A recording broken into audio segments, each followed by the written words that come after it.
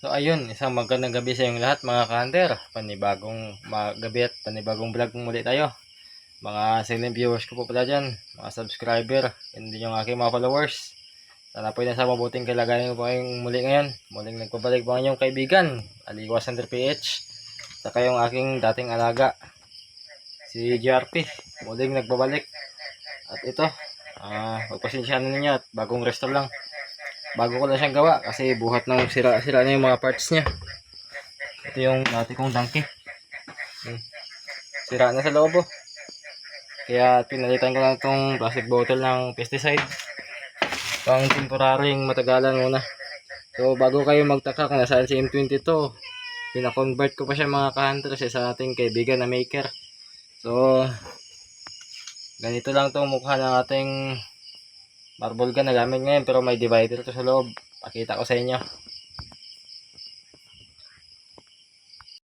So ayan mga ka-hunter, may divider pa yan.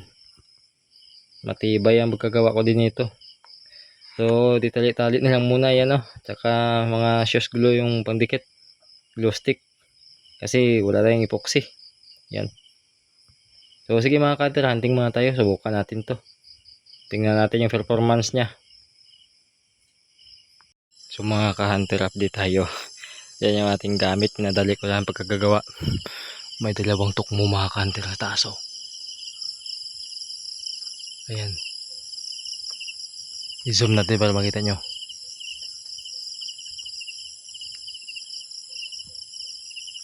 Ayun mga ka-hunter, pasensyahan ninyo at wala tayong taga-video. Kaya abangan nyo na lang kung ano mangyayari. Kasi andyan si Hunter oh. Oh yan oh. Yan. Mag-aabang din yan. Kaya abangan din yung mga ka-hunter. Sana makukuha natin yung dalawa to. Ayun oh, mataas. Mga ka-hunter, ayan na si Hunter oh. So isang putok, isa na huli natin. Lumipad yung isa. Tukmo. Yan, ayos. Muntika na tayo ka-hunter, unahan na tayo. Hanapin natin yung isa, yan yung gamit natin oh. So si JRP. Yan, binadali ko lang ng pagkakagawa kanina lang. Kasi namimiss ko na maghunting. At buhat ng pagkasabi ko sa inyo, yung ating JR Mangjoy kasalukuyan ng pinapakonvert natin. Kaya ito, gumawa muna ako ng DIY nating panghunting para may update tayo. So abangan nyo na lang din kung sino yung nag-update, yung nag-upgrade ng ating JR Mangjoy. Pasensyahan nyo ninyo mga ka-hunter at nabubulol na tayo.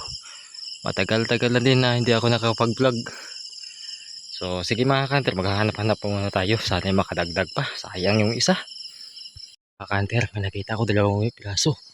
Ayun na sa taas. So tukmo uli. Zoom natin. Ayan o.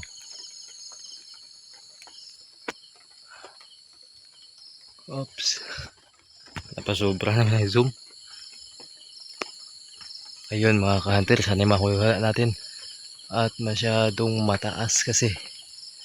So tara, hanap tayo ng pwesto maganda. Sana makuha natin ang dalawa.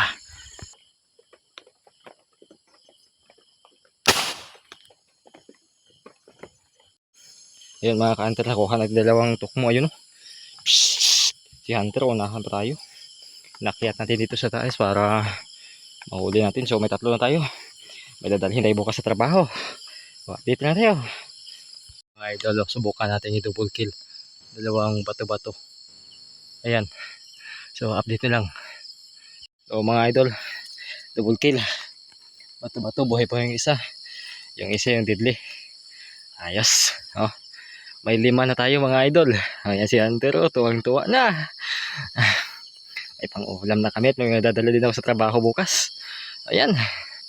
Update lang tayo mga idol at mga hunter.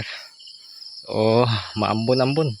Nandito kami sa namin natin ni JRP na to, spot. So kahit ganyan na yung ating alaga may kalakasan din naman pumutok. Oo, naka 5 piraso na tayo. 3 tukmo tsaka 2 bato-bato. Ayos. Yan o. Don't judge a book by its cover. Yan. Don't judge my marble gun but by its tank. Oh. Nakaguma lang yan. So, nakalimang piraso tayo. So, update tayo mga idol, ano? Nakalima tayong piraso, ayan. So, libre niyong pagtawanan yung ating bagong gawa. Minadali ko lang kasi sira na yung tangke niya. Kaya gumawa ko niyan. So, may divider pala to sa loob, mga ka-hunter. So, pakita ko na lang sa inyo mamaya. Ayan, nakatatlong tukmo tayo. Saka dalawang bato-bato. So, kahit pa paano, may pang-ulam din mga ka-hunter. So hanggang dito na lang po muna itong ating video mga ka-hunter. Hanggang sa susunod muli na linggo, ating day off. At sana dumating na yung ating PCP na pinakonvert. So abangan nyo na lang din kung sino nag-convert mga ka-hunter. So sige mga ka-hunter, peace out na po sa inyong lahat. Maraming salamat po sa panonood nyo hanggang dito.